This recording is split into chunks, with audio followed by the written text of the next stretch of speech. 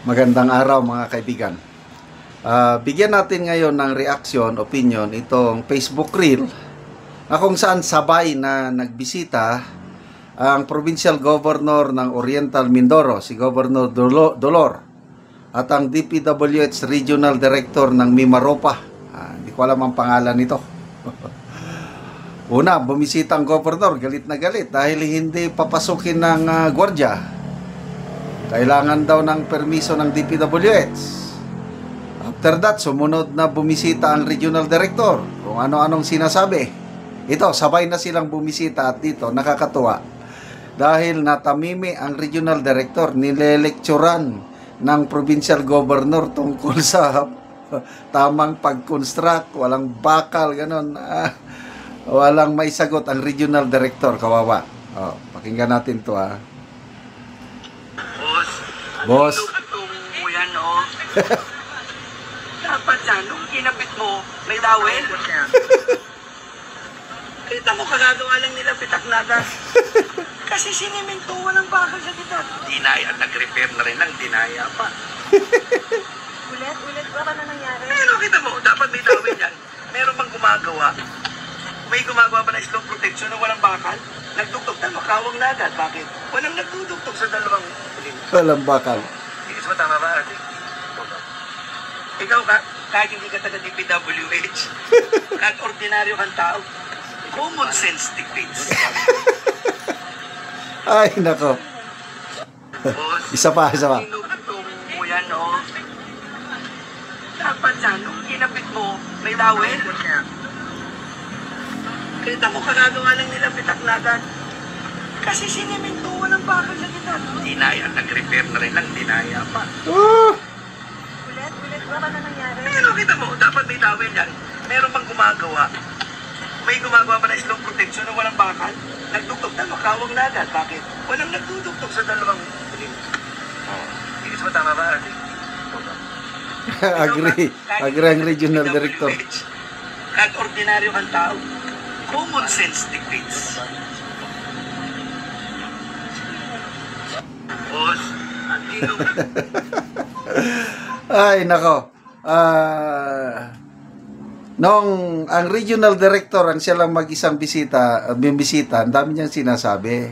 Sabi niya, mataas daw ang standard nila sa DPWH pagdating sa construction. Lalo na sa Mimaropa. At sabi pa niya, zero tolerance daw sila sa korupsyon. Ngayon, nilelekturan siya ng provincial governor. Engineer ka dahil regional director ka eh. Si Governor Dolor, hindi ko alam ang profession niya, but I'm definitely hindi siya engineer. That common sense dictates. Pag magdugtong ka, dugtong yung mga dapat may bakal. Walang bakal eh. May napanood ba kong statement ng regional director? Yun daw, design nila maganda. Dahil sa yung dike, walang ginamit talagang bakal dahil nga mga bato-bato lang daw nilagay doon. Yung simento na bumalot sa mga bato, okay yung bato sa ilalim. Kung walang bakal, pag nadaanan yun na malagas na matitibag yun kung walang bakal. Common sense dictates talaga pag yung mga flood control nga gaano kalakas ang puwersa ng tubig. Naranasan ko yun. Lumaki ako sa mga baha sa Amborayan River sa aming bayan eh. Ang lakas kaya ragasan ng tubig. Maglagay ka ng dike, walang bakal, talagang magigiba. Bakit walang bakal? Nagtitipid. Bakit nagtitipid? Binulsa na. Again, salamat. Magpasalamat tayo kay Mayor Magalong. Yung nireveal niya. Ito, galing sa mga contractors. Itong mga pinapaliwanag sa atin ni Mayor Magalong, mga contractors mismo nagsusumbong sa kanya. Kasi walang magawa yung mga contractor eh. Una, hindi sila makapasok sa mga ganyan kung walang basbas ng politiko. Kaya sabi ni Senator Lacson, may may toll fee, may entrance fee. Ako, contractor ako. Papasok ako, magkontrata sa isang district ng kongresista, automatic magbayad na ako ng 5%. Yan, toll fee. And then, pagdating doon, yun pa, automatic, babawasan ng yung pondo. Kung ako binigyan, 40% sa pondo ng project na yon, bawas na. According to Mayor Magalong, as revealed by the contractors themselves. So, natural, ang contractor, gusto niya naman kumita ng kaunti, nabawasan na, di substandard niya yung paggawa. Kaya, yan po ang punot dulo nitong problema nating ito. Hindi masyado, pangatlong layer, yung gravity of kasalanan. Pangatlo na lang yung mga contractors na yan. Numero 1, politiko. Pangalawa, DPWH. Yan, pangatlo pa lang yung mga contractors. So, mayroong naghamon na. May matapang na kongresista. Kamang gagawa,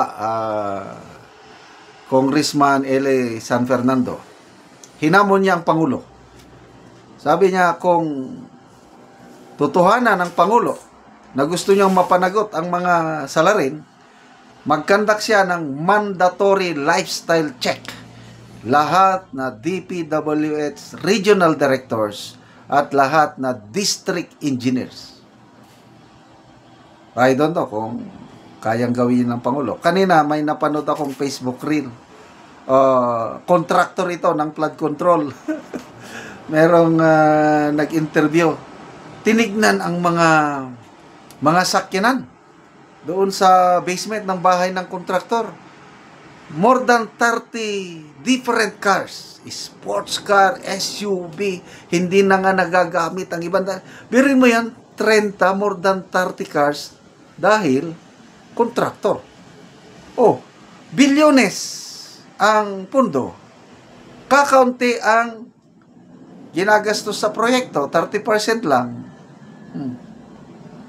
So, sana matigil na ito. It's good na nangyari yung mga pagmamayabang o pagmamalaki ng Pangulo. 5,500 flood control projects last year na fact-check ng Bagyo Katrina. Ngayon, naulit. Yun na. Tutuhanan na.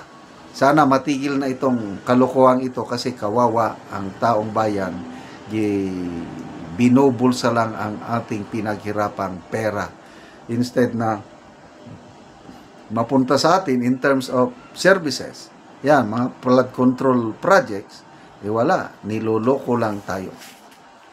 Salamat mga kaibigan sa inyong pagsubaybay sa ating channel. Nakakatulong kayo ng malaki sa tribong Talandig ng Bukidnon. Dahil ang sweldo natin sa channel nito pantulong sa tribo, namimigay tayo ng mga libreng yero at pako para kapagpatayo naman sila ng mas maayos na tirahan. Panoorin niyo ang video na ito. So, muna si Kuya, mag-atop na siya karon. Yung taga-ano, gyero. So, muna ang atopan, yung abuan.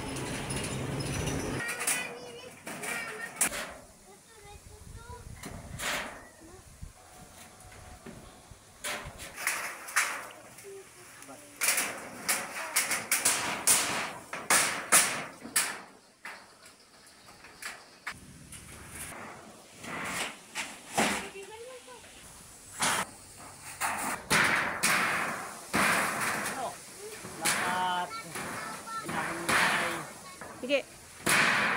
So karon na managid ang pag-atok ni Kuya sa yero. So na managid. So karon humanagyod ang pag-atop sa yero sa imong balay Kuya unsa imong masulti. Salamat ako sa Ginoo nga ako gitagaan ako na grasya nga kaning balay nako na atupan ra gyud nga gitagaan ako kuan. Kaning grasya sa Ginoo. Salamat sa naghatag sa Ginoo. Hasta naghatag aning sin sa kuha nga. Salamat gyud kayo.